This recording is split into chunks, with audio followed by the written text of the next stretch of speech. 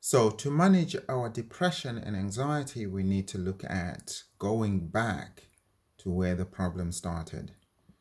Majority of the time, we may not even remember when this started or how this started, but often there's usually a trigger point, a time when things started going wrong, a time when you remember losing control of things generally. So essentially, that's the time to kind of remember and factor in why you ended up in this place. But the most important thing is what we can do here and now, right this minute, is what matters. What happened 20 years, 10 years, 5 years, or what has happened before today has happened. We can't change that. We can't go back there. We can't dwell on it.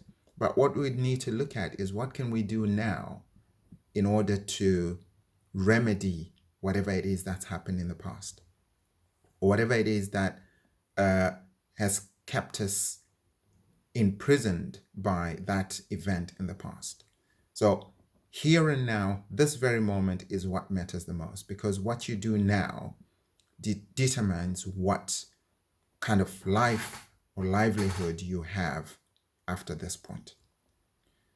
Your next steps are based on the step that you take now.